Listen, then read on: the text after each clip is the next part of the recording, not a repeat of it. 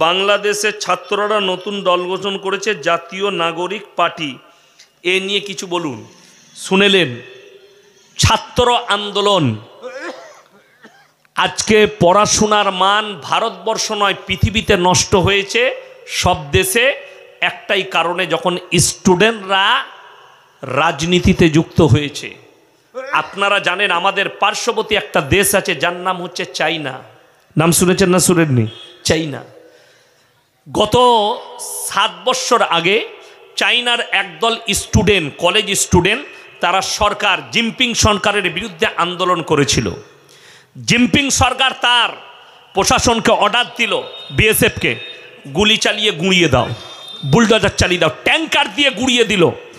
America চোখ রাঙালো।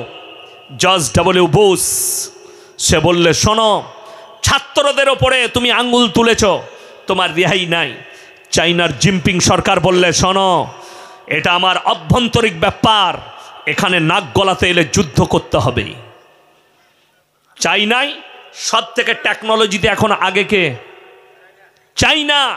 তার কারণ একটাই, ছাত্রদিকে স্টুডেন্টের মতো রাখতে দিয়েছে। আজকে জানেন আরজি কর কাণ্ডে যে মেয়েটা এখনো পর্যন্ত সে কি পেল না? কিছুই পেল না। যারা আন্দোলন করছিল দিনের বেলায় আন্দোলন করছে আর রাতের বেলায় হোটেলে গিয়ে তারা মদ আর মাংস খাচ্ছিল। আমার কাছে ভিডিও ক্লিপ আছে, একজন আর্টিস্ট বগল কাটা ব্লাউজ পরে জামা পরে আন্দোলন করছে আর রাতের বেলা গিয়ে মদের পার্টি করছে। এটা আন্দোলন? আর আমি বলছি, শোনো, আন্দোলন কাকে বলে? একবার খালি বলে দাও, কোরআনের আইন যদি 24 ঘন্টা চালু করা হয় ভারতের মাটিতে, একটাও ধর্ষণকারী টিকবে না, একটাও চোর থাকবে না, একটাও ব্যভিচারী থাকবে না, একটা পরকীয়া থাকবে না। আপনি কি করে রুখবেন? ভারতের সরকার সুপ্রিম কোর্ট রায় দিয়েছে পরকীয় লিগেল এই ভারতের মাটিতে। যে বাংলাদেশে মুসলিম মেয়েরা ন্যাংটো হয়ে আন্দোলন করে যে আমরা স্বাধীনতা চাই, পাক স্বাধীনতা চাই, আমরা যা ইচ্ছা তাই পোশাক পরব, সেই দেশের উন্নতি কি করে হতে পারে? যে দেশে আলেমরা স্টেজের মধ্যে বেজ্জতি হয়, আলেম দিকে একটা সাধারণ লোক এসে বেজ্জতি করে, কেমন করে সেই দেশের উন্নতি হতে পারে? আপনারা ইমানদারির সঙ্গে বলুন তো। আমি আমার জীবনে 18টা বছর জলসা করছি, গোটা পশ্চিমবাংলা নয়, গোটা ভারতবর্ষ জুড়ে, তথা বোম্বাই, গুজরাট, তথা ত্রিপুরা, আসাম, মেঘালয়। আমি হায়দ্রাবাদে জলসা করেছি, ইন্দোরে জলসা করেছি। ইন্দোরে যখন জলসা করতে গেছি আমি প্রথমবার, তখন আমার নামে থানায় অভিযোগ হয়েছে, এই বক্তা ওহাবি বক্তা, এই বক্তা বাংলাদেশি বক্তা। আমার জন্য বাংলাদেশি তাকমা পর্যন্ত দিয়েছিল কারা? এক শ্রেণীর জিলাপি হুজুর। এই মালকে ইন্দোরের মাটিতে জলসা করতে দেওয়া যাবে না। তারপরে আমি যখন পৌঁছালাম এয়ারপোর্ট থেকে নেমে, বিশ্বাস করুন আমি এত খুশি হয়েছি। সেখানে আমার আধার কার্ড আমি হোয়াটসঅ্যাপে করেছিলাম। তারা দেখার পরে সেখানকার এসপি সাহেব তিনি অর্ডার দিয়েছিলেন জলসা হবে, আমার প্রশাসন দাঁড়িয়ে থাকবে। বিশ্বাস করুন আমি যখন জলসা করলাম 3 ঘন্টা 2.5 ঘন্টা বায়ান করেছি। বায়ান করার পরে টাইম শেষ, যতটা পাস ছিল ততক্ষণ পর্যন্ত। কিন্তু খুদ যে অফিসার দাঁড়িয়েছিল সে বললে, স্যার हमको बहुत अच्छा लग रहा है और 10 मिनट बोल दीजिए। জোরে বলুন না সুবহান আল্লাহ। আমি আরো 10 মিনিট বললাম, কিন্তু এতদিন পর্যন্ত বাংলার মাটিতে এত জলসা করেছি, কোনো স্টেজে কোনো নেতা আমাদেরকে সাহস হয়নি যে অপমান করি। ঠিক বললাম না ভুল বললাম? আমি রাজনীতির কথাও বলি, শুনেছেন না শুনেননি? আমি রাজনীতিবিদদের বিরুদ্ধেও বলি, সরকার অন্যায় করলে সরকারের বিরুদ্ধে বলি। কিন্তু আমি দেখতে পাই বাংলাদেশের মাটিতে বাংলাদেশের মানুষ জানে না ইয়াসিন সাহেব দাওয়াত নিয়েছিলাম এই বছরে, আমি কেন যাইনি? আমার কাছে লিখিত কাগজ লাগবে। আপনি স্টেজে ফুল ফর্মে কথা বলবেন, কারো বাপের হিম্মত হবে না যে আপনার বায়ানে বাধা দিই। আমি আমার ইচ্ছা মতো কোরআন হাদিসের কথা বলবো। তাতে রাজনীতির ভেতরে ঢুকতে হলেও আজকে অনেক মানুষ মনে করে আপনারা মৌলী সাহেব মানুষ, এটা জলসা কোরআন হাদিসের স্টেজ, আপনারা কেন রাজনীতির কথা বলবেন? আমি তোমাকে জিজ্ঞেস করতে চাই, যদি এই স্টেজে রাজনীতির কথা মানুষকে না বুঝাতে পারি, তাহলে একজন রাজনীতিবিদ ইসলামকে নিয়ে কি করে চিনিমিনি খেলতে পারে? ইসলামের বিরুদ্ধে কি করে বলতে পারে? একটা রাজনীতির মঞ্চ থেকে ইসলামকে কি করে টার্গেট করতে পারে? এখনো পর্যন্ত একটাও আন্দোলন হয়নি। তন্ময় ভট্টাচার্য সিপিএমের একজন নেতা, সে নবীজিকে বলেছেন সে এক হাতে তলোয়ার, সে যোদ্ধা ছিল, সে কোনো ইসলাম প্রচারক ছিল না। এখনো পর্যন্ত কোনো মৌলবি আন্দোলন করেনি। যদি কেউ আন্দোলন করেছে এই জলসার স্টেজ থেকে ফেসবুক আর ইউটিউবের মাধ্যমে এই বাপের বেটা ইয়াসিন করেছে। আমি তাকে গালি দিয়েছি, আমি তাকে বলেছি বাপের বেটা হলে আমার সঙ্গে বসো, যদি হারামের আউলাদ না হও একবার আমার সঙ্গে বসো। প্রতিনিয়ত নাজিয়া ইলাই খান বলে একটা মেয়ে ইসলামকে গালি দিচ্ছে, মৌলবিদিকে গালি দিচ্ছে। আর শফিকুল বলে আরামবাগে এক হারাম আউলাদ আছে, সে নিজেকে বলে মুসলিম কিন্তু একে মুসলমান বলা যাবে না। আমি তার কাছে টাইম চেয়েছিলাম, বাপের হিম্মত থাকলে আমার সঙ্গে 10 মিনিট বসো, যে কোনো জায়গায় বসবে, আমার 100টা ইউটিউবার থাকবে, তোমার যতগুলো দালাল মিডিয়া আছে ডাকবে, আমি 10 মিনিটের ভেতরে প্রুফ করাবো ওটা কাফের, ওটা মুশরিক, ওটা বেঈমান, এ মুসলমানই হতে পারে না। যারা আল্লাহর বিরুদ্ধে বলবে তার বিরুদ্ধে আমি বলবো না। বড় কষ্ট লাগে। নুসরাত জাহান বলে একজন এমপি ছিল, 2 বছর আগে दिल्ली से गया एक मीडिया सामने बोले चलो ये मौलवी लोगों को कुछ पता नहीं इस्लाम के बारे में। मेरा बाप हाजी साहब है, मेरा बाप भी नमाजी है, लेकिन मैंने बताया था सुन लो, अगर हिम्मत है तो हमसे बैठो। तुम सबसे बड़ा नालायक हो, तुम तो कहती हो कि मैं मुसलमान हो। आमी बोलेছিলাম তোমার যে বাচ্চাটা আছে তার বাপটাই ঠিক নাই, এটা আমি বলেছিলাম বাপের বেটা। আমি ফিরহাদ বাবুকেও ছাড়িনি। যারা মনে করবেন আমার বয়ান শুনে এটা হয়তো একটা দলের চাটা পাঁচাটা গুলাম, তারা ভুল বলছেন না। আর আমাকে যদি রাজনীতিতে নামতে হয়, আমি আল্লাহর কসম খেয়ে কোরআনকে সাক্ষী রেখে বলছি, আমি কওমে মিল্লাতের জন্য নামবো।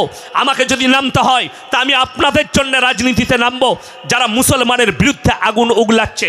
আজকে দুঃখ লাগে, বেদনা লাগে।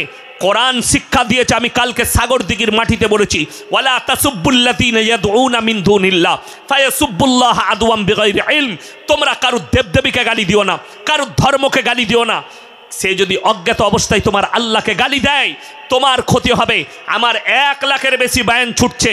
আমি আমার দেশের দলিত ভাই, আমার আদিবাসী ভাই, আমার হিন্দু ভাই, আমার শিখ ভাই, আমার পাঞ্জাবি ভাই যতগুলো আছে তাদেরকে অনুরোধ করে বলছি আমার একটা স্কিপ বার করো যে কারো দেবদেবীকে গালি দিয়েছি, আমি শ্রী রামজিকে গালি দিয়েছি, আমি দুর্গাকে গালি দিয়েছি, আমি মা দুর্গাকে গালি দিয়েছি, মা সরস্বতীকে গালি দিয়েছি, মা কালীকে গালি দিয়েছি। যদি আমার একটা স্কিপ বার করতে পারো আমি আর জীবনে সমাজের বুকে বক্তব্য রাখবো না। কিন্তু জেনে রেখে দিবে, কেউ যদি বলে, আজকে ভেবে দেখুন, যে লোকটা মাথায় টুপি দিয়ে আপনার পাশে বসে ইফতারি করেছে, যে লোকটা বলেছে যে এই ভারতে মুসলমানরাই প্রথম ইংরেজদের বিরুদ্ধে আন্দোলন করেছে, সেই লোকটার বক্তব্য ছুটে বেড়াচ্ছে ফেসবুকে। মেদিনীপুরে বাড়ি ওই ভাঁড় নেতার, আজকে বলছে মাদ্রাসায় সন্ত্রাসবাদ তৈরি হয়, আজকে বলছে টুপিওয়ালারা সন্ত্রাসবাদ। আর এই লোক আমাদের পাশে বসে ইফতারি করেছে, আমাদের পাশে বসে টুপি লাগিয়েছে। এই লোককে মুনাফেক বলতে পাবো না যে তোমার ইসলামকে নিয়ে খেলা করেছে? কেন তুমি দাওয়াত দিলে, কেন ইফতারি পার্টি করলে? আমি সেদিনে বলেছি আমার দেশের হিন্দু মুসলিম ভাইদিকে বুঝতে হবে, যদি কোনো হিন্দু নেতা আপনার ইফতারিতে আসে আর বলে ইফতারি ভালো, ইসলাম শান্তির ধর্ম, তার নাম গিরগিটি, আপনার ভোট পাওয়ার জন্য এসছে। কালকেই যদি ও হেরে যায়, দল পাল্টালে তার মুখের ভাষা পাল্টিয়ে যাবে, যেমন মেদিনীপুরের একটা নেতার পাল্টিয়ে গেছে। কালকে ইসলাম ভালো ছিল, কালকে মাদ্রাসা ভালো ছিল, কালকে মাদ্রাসা থেকে আন্দোলন শুরু হয়েছে, এই কথা তার মুখের বয়ান ফেসবুকে আমিও শেয়ার করেছি বয়ানটা। আজকে সে বলছে মাদ্রাসায় সন্ত্রাসবাদ তৈরি হয়। হিন্দু ভাইদের জানা দরকার, কোনো মুসলিম নেতা সে যদি হিন্দুদের ধর্ম অনুষ্ঠানে যায়, তাদের পুজো পাঠে যায়, জেনে রেখে দিবে তোমার ঠাকুরকে ভালোবেসে নয়, তোমার শ্রীরামজিকে ভালোবেসে নয়, তোমার ভোটটা ভালোবেসে গেছে, তোমাকে ধোকা দিতে গেছে। আর কোরআন বলছে লা ইলাহা উলাই ওয়ালা ইলাহা উলা, তোমরা দুটো নৌকায় পা দিও না। যারা বলছেন সম্প্রীতি বুঝান, আমি কোনো সম্প্রীতি নষ্ট করিনি। আমার বয়ান বার করো যেখানে আমি সম্প্রীতি নষ্ট করেছি, আমার বয়ানে আছে। আমি আজকে আবার বলে যাচ্ছি, রাসূল আকরাম সাল্লাল্লাহু আলাইহি সাল্লাম বলেছেন তোমরা মুমিন ততক্ষণ হতে পারবে না যতক্ষণ পর্যন্ত তোমার পাশের গরিব তোমার কাছ থেকে সুরক্ষিত নয়। রাসূল বললেন তোমরা দেখো না তোমার বাড়ির পাশে কে বসবাস করছে, দলিত হোক, হিন্দু হোক, আদিবাসী হোক, খ্রিস্টান হোক, সে ক্ষুধার্ত হলে খাবার দাও, বস্ত্রহীন হলে বস্ত্র দাও, বিপদে পড়লে পাশে দাঁড়াও। তাদের মন্দিরে আরতি হবে। আপনার পাশে হিন্দু ভাই বাস করে, তার মন্দির আছে, মন্দিরে আরতি হবে, মন্দিরে পুজো পাঠ চলবে, আপনার মসজিদে আজান হবে, মসজিদে নামাজ চলবে। এটাই হচ্ছে হিন্দুস্তানের সংস্কৃতি। আমরা পড়েছি ছোটবেলায়, আমাদের ছোট গায়ে ছোট ছোট ঘর থাকি, সেটা সবে মেলে নাহি কেউ পর, পাড়ার সকল ছেলে মোরা ভাই ভাই একসাথে খেলি আর পাঠশালায় যাই। বন্দে আলিমিয়ার লেখা ছড়া, এই ছড়া যখন পড়তাম স্কুলে, আর মনে মনে ভাবতাম, অনুভব করতাম পাড়া প্রতিবেশীতে আমি ইয়াসিন, আমাকে আপনারা মনে করছেন বর্ধমান থেকে প্রধান বক্তা এসছে, জেনে রেখে দিবেন আমিও একটা আপনাদের মতনই মানুষ, আমি কোনো স্ট্যান্ডার্ড লোক নয়। আপনাকে যেমন আল্লাহ সৃষ্টি করেছে আমাকেও সৃষ্টি করেছে, আমি কোনো মহৎ ব্যক্তি নয়। আমার জানেন ক্লাস ফ্রেন্ডের নাম কি? আমার বেস্ট ফ্রেন্ড, ক্লাস ফ্রেন্ডের নাম হচ্ছে সুনীল দাস। ফুচকা বিক্রি করে আমার মাদ্রাসার সামনে। আমি বেরিয়ে এলে, আমি পরশু ফোন করেছি, এই আমার ছোট মেয়ে বলছে ফুচকা খাবো, বসিস নি আজকে? বললে হুজুর আজকে বসিনি, তবে প্রথম রমজান থেকে বসবো, মুখটা ছাড়াবো আপনাদের রোজাতে। কতটা বুঝতে পারেননি? কত ভক্তি, কত শ্রদ্ধা। যাদের মনে হচ্ছে সম্প্রীতি নষ্ট করছে, আপনি আমার এলাকায় আসুন, আপনি বুঝতে পারবেন। আমার গ্রামে 4,500 বসতি আছে। কত বললাম? সমস্ত মুসলিম বাড়ি, একটা অমুসলিম ভাই নেই। সেখানে একটা ঘর দেখাবো পালদের, কিদের বললাম? পালদের, কমল পালের বাড়ি, মিষ্টির দোকান। রমজান মাসে আমার গ্রামের ওই 4,500 বাড়ির মিষ্টিটা ওর দোকান থেকেই যায়। তার ভাগ্নে দোকান চালাচ্ছে, তার নাম বাপি। আমি যদি এক্ষুনি ফোন করি রাতের বেলা, এই মাদ্রাসায় 500 পিস রসগোল্লা পাঠা, পয়সার প্রয়োজন পড়বে না, হুজুর পাঠাচ্ছি। আমার মাদ্রাসার জলসা হয়, কি বলে জানেন? আমি বলেছি এই 500 পিস 1000 পিস রসগোল্লা লাগবে, সে বলে হুজুর আমি 200 পিস দেবো খাবার জন্যে। তাকে বলি না, চাপ নেই। আমি চ্যালেঞ্জ দিলাম কোন রাজনৈতিক নেতাকে, এসো আমার গ্রামে মিডিয়া নিয়ে, তাকে জিজ্ঞেস করো সেই বাপিকে, জিজ্ঞেস করো ওই কমল পালের পরিবারকে, তুমি যে গ্রামে এতগুলো 4,500 বসতির ভেতরে তুমি ব্যবসা করছো, তুমি বাস করছো, তোমাকে কি কোনো রকমের কষ্টের মধ্যে আছে? পাবেন না। এটা হিন্দুস্তান, আমরা সম্প্রীতির সঙ্গে আছি, তার কোনো কষ্ট হয় না। কমল পাল মারা গেছে, রেকর্ড আছে, আমার গ্রামের মানুষ, তার পরিবার আসেনি, আমার গ্রামের মানুষ ট্রাকে করে, লরি করে তার গ্রামে শ্মশানে পৌঁছেছে, এবং তাদের পরিবারের লোক সেখানে, তারা তাদের মতো করে সৎ কাজ করেছে। আমাদের গ্রামের লোক খালি পৌঁছে দিয়েছে কি, তার বডিটা সেখানে পৌঁছেছে, তারা তাদের ধর্ম মোতাবিক করেছে। এটাই হিন্দুস্তানের সংস্কৃতি। ভেবে দেখুন, আজকে কুম্ভ মেলায় নো এন্ট্রি ছিল মুসলিমদের, অথচ আমি ভিডিওতে দেখলাম একটা মুসলিম পাড়া, ওই ইলাহাবাদে একটা মুসলিম পাড়ায়, যেটাকে প্রয়াগরাজ বলা হচ্ছে, স্টেশনের নাম পাল্টানো হয়েছে, আগে ছিল ইলাহাবাদ, এখন হচ্ছে প্রয়াগরাজ। ওইখানে একটা মহল্লায় এত অমুসলিম ভাইরা চলে গেছে, পুণ্যার্থীরা, তারা জায়গা পায়নি, মুসলিমরা তাদের বাড়ি খুলে দিয়েছে, বাথরুম খুলে দিয়েছে, মসজিদ খুলে দিয়েছে, মাদ্রাসা খুলে দিয়েছে, এখানে আপনারা বাথরুম করুন, আরাম করুন। তাদের খাবারের ব্যবস্থা কেন? আপনি বিশ্বাস করবেন না, বিহার থেকে আজ থেকে 6 বছর আগেকার ঘটনা। আমার বাড়িটা হচ্ছে ন্যাশনাল হাইওয়ে NH2 এর ওপরে, দিল্লি রোডের ওপরে, কলকাতা টু দিল্লি রোড, তার ওপরে আমার গ্রাম, দুদিকে গ্রাম, মধ্যখানে বাড়ি। তো একটা মোড়ের নাম আছে পারাজ মোড়। সেখানে তারকেশ্বরে শিবের মাথায় জল ঢালতে যাচ্ছিল এক বাস পুণ্যার্থী। রমজানের মাস ছিল আমার মনে আছে, বাস পাল্টি করেছে ঠিক রোজা খোলার আধ ঘন্টা আগে।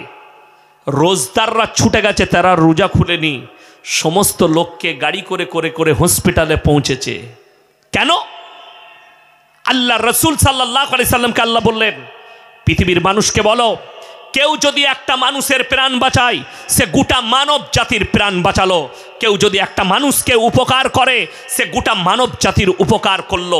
আমার ভাই, ইসলাম বলছে তোমার কাছ থেকে যেন এতটুকু কেউ কষ্ট না পায়। আমরা কেউ কেউ কি কষ্ট দেবো না, সকলে জোরে বলুন ইনশাল্লাহ। তোমার বাড়ির পাশে কোনো অমুসলিম ভাই বসবাস করবে, তোমার দ্বারা যেন সে কষ্ট না পায়, তোমার দ্বারা যেন সে ব্যতীত না হয়। নবী আকরাম সাল্লাল্লাহু আলাইহি সাল্লাম মাথার পাগড়িটা হাতেম তায়ের বিটির মাথায় চাপিয়েছেন। আল্লাহ নবীকে বললেন, সাহাবীরা ইয়া রাসূলুল্লাহ, এটা মুশরিকের বিটি। নবীজি বললেন, শোনো, আমি মেয়েদের মাথা ঢাকতে এসছি, খুলতে আসিনি। জোরে বলুন সুবহানাল্লাহ।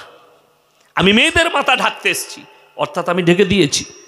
আমার ভাই, ভারতের যে সমস্ত হিন্দু হোক, দলিত হোক, আদিবাসী হোক, যতগুলো মা আছে তারা আমার মায়ের মতো, বিটিরা আমার বিটির মতন, বোনরা আমার বোনের মতন। আমার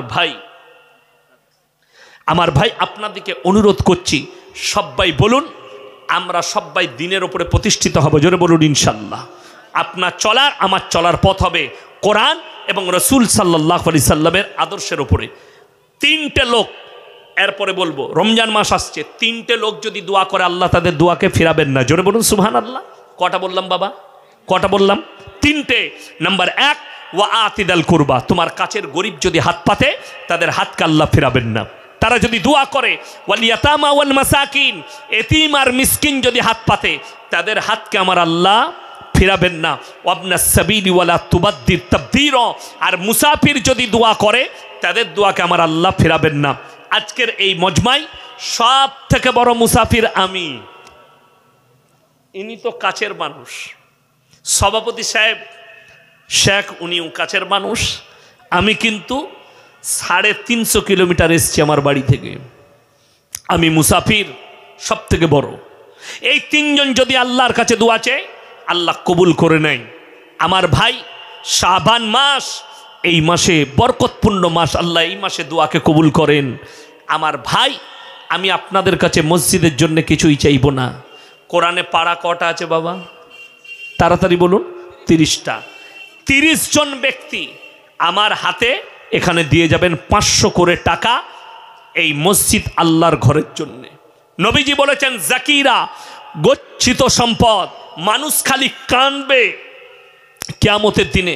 আমি যদি আরো কিছু বেশি দিতাম আমার জন্য মঙ্গল হতো। তাই আমি অনুরোধ করে বলবো, কে আছেন, কোন আল্লাহর বান্দা আছেন, একজন বিসমিল্লাহ করবেন। 500 করে টাকা আমি 30 জন চেয়েছি, 30 জন তাড়াতাড়ি উঠে আসুন। যদি পয়সা না থাকে আপনি ফোন পেতে দিবেন, ফোন পেতে পয়সা দিবেন। তাড়াতাড়ি উঠে আসুন। এখানে একজন এগিয়ে যান, আমাকে ধরিয়ে দেন। মাশাআল্লাহ, আসুন, জাযাকাল্লাহ।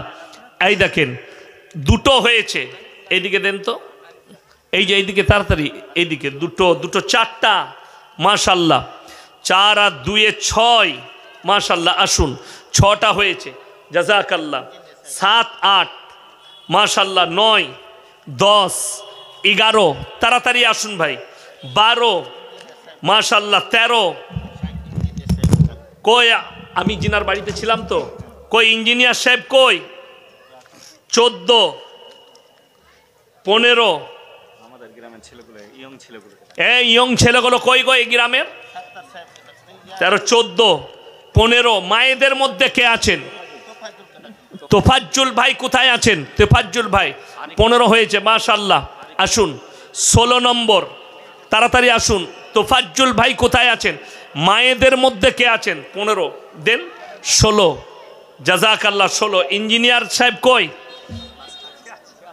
আমার ভাই 16 হয়েছে, 16 তাড়াতাড়ি বলুন। 30টা চেয়েছে আমার যুবকরা কোথায়? পয়সা না থাকলে ফোন পেতে দেন, যদি না থাকে আপনি নিয়ত করেলেন কালকে কোরআদাই করে হৃদয় থেকে বলি আলহামদুলিল্লাহ।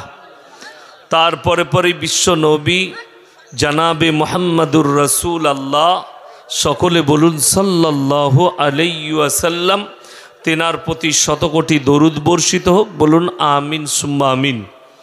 সবাই একবার দরুদে ইব্রাহিম পাঠ করি। আল্লাহুম্মা সাল্লি আলা মুহাম্মাদিন ওয়া আলা আলি মুহাম্মদ কামা সাল্লাইতা আলা ইব্রাহিম ওয়া আলা আলি ইব্রাহিম ইন্নাকা হামিদুম মাজিদ। আল্লাহুম্মা বারিক আলা মুহাম্মাদিন ওয়া আলা আলি মুহাম্মদ কামা বারাকতা আলা ইব্রাহিম ওয়া আলা আলি ইব্রাহিম ইন্নাকা হামিদুম মাজিদ। গুড়ি কয়েক কথা আলোচনা করব, আমরা সকলে আমল করব, বলুন ইনশাআল্লাহ। নাম্বার 1, পুরো বৎসর অতিক্রম করে আল্লাহ যাদের প্রতি রাজি হবেন, আল্লাহর ইচ্ছায়, আল্লাহর দয়ায় আগামীকাল প্রথম তারাবি হবে। পরশু থেকে রমজান মাস, সকলে নিয়ত করি আমরা সকলে রমজানের রোজা রাখবো ইনশাআল্লাহ।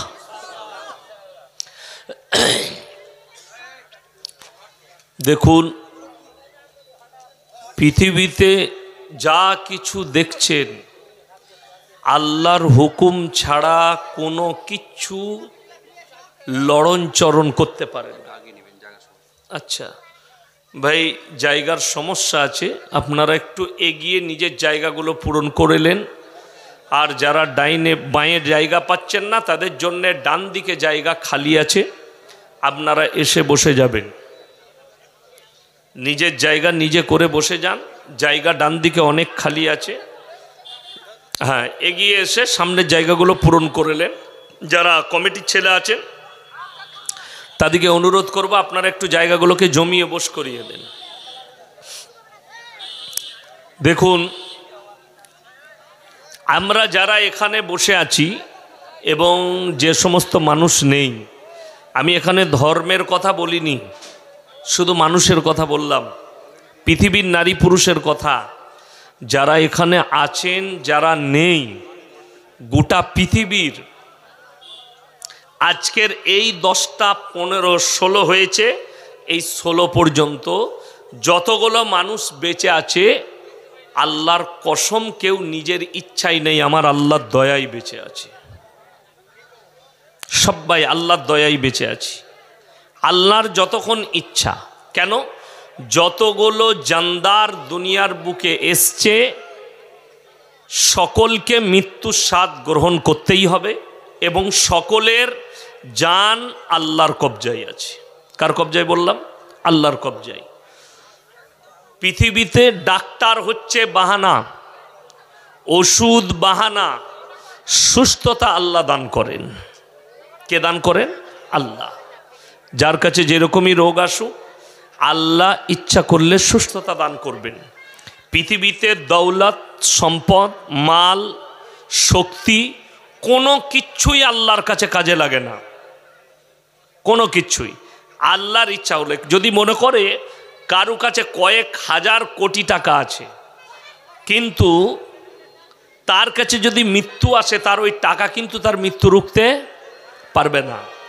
এইটার প্রতি ঈমান রাখতে হবে, এই জায়গাটার প্রতি, এই কথাটার উপর আপনাকে ঈমান রাখতে হবে যে যা কিছু হয় আল্লাহ থেকে হয়। আমি কালকে একটা প্রতিবেদন পড়ছিলাম ফেসবুকে। প্রতিবেদনটা একটা লন্ডনের আর্টিস্টের, ফিল্মের আর্টিস্ট, মেয়ে ছেলে, এবং সে লেখিকাও ছিল, লিখতো, ভালো ভালো কথা লিখতো। তো সে তার জীবনের শেষ প্রতিবেদনটা লিখেছে যে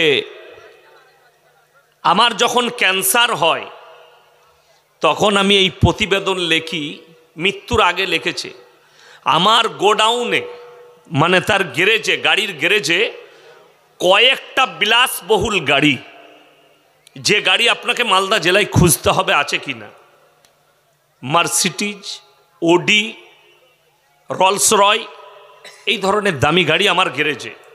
কিন্তু গাড়ি চালানোর ক্ষমতা আর আমার ছিল না, গাড়ি চাপার। আমাকে মানুষের সাহারায় একটা হুইল চেয়ারে আমাকে চলতে হয়েছে। আমি প্রত্যেক দিন আমার বুক করা থাকতো দামি দামি হোটেল আর রেস্টুরেন্ট, আমেরিকা লন্ডনে 5 স্টার 7 স্টার হোটেল, আমার রুম বুক করা থাকতো, সেখানে স্পেশাল খাবার খাবো। কিন্তু আমার এমন সময় এলো, ওখানে যাওয়া তো দূরের কথা, হসপিটালে বসে ডাক্তারে আমাকে লিখেছিল সারা দিনে একটা লিকুইড খাবার, ওষুধ মিশানো পানি আর 2টো ট্যাবলেট ছিল আমার সারা দিনে 24 ঘন্টার খাবার। আমি যখন চুল কাটতাম, লন্ডন আমেরিকার দামি দামি সেলুনওয়ালারা চুল কাটতো, এক এক দিনে কয়েক মিলিয়ন ডলার লেগেছে আমার চুল ঠিক করতে, নিজের চুলগুলো কালার করতে, ঠিক করতে। কিন্তু এমন সময় এলো মাথায় আমার আর চুলই রইল না। কেমন হওয়ার পর আমি ন্যাড়া, আমার মাথার চুল উড়ে গেল। শেষকালে যে শব্দটা লিখেছে যে পৃথিবীর যা কিছু আছে তার মধ্যে সবথেকে সত্যটা হচ্ছে মৃত্যু। পৃথিবীর যে কোনো ধর্মের মানুষ হোক, যে যে ধর্মেরই অনুসারী হোক, সবাই একে অপরকে অস্বীকার করতে পারবে, মৃত্যুকে পৃথিবীর কেউ কিন্তু অস্বীকার করতে পারবে না। মৃত্যু অনিবার্য, আপনি যেখানেই থাকুন, লোহার ঘরে থাকুন, যে কোনো জায়গায় ঘেরাটোপে থাকুন, মালাকুল মউত আপনার কাছে পৌঁছাবে। কোরআন শুনেলেন, মানুষের যতদিন শক্তি আছে শক্তি প্রয়োগ করে। আল্লাহ কোরআনে একটা মারাত্মক দামি কথা বলেছেন, ওয়ালাউলা ইজা বালাগাতিল হুলকুম আনতুম হিনা ইজিন তানজুরুন। মানুষের অবস্থা বর্ণনা করেছে কোন সময়ে। এখন আমার কাছে বল আছে, শক্তি আছে, আমি মুখের তোড়ে শরীরের জোরে যা কিছু হোক বলছি। আমাকে একটা গ্রিন টি খাওয়ালো, আমি খাবার খাই নাই, গ্রিন টি বললে মৌলী সাহেব এটা 3 ঘন্টা এনার্জি থাকবে, কি বুঝলেন? এরকম বহুজন বহু এনার্জি মাল খাচ্ছে, শরীর যেন ভালো থাকে, চাঙ্গা থাকে, কি বুঝলেন? বহুজন বহু রকম ব্যায়াম দেখাচ্ছে, জিম করছে, কিন্তু আমি আল্লাহর কসম খেয়ে বলছি, আল্লাহ না চাইলে কিচ্ছু হবে না। ওষুধ খাবার সব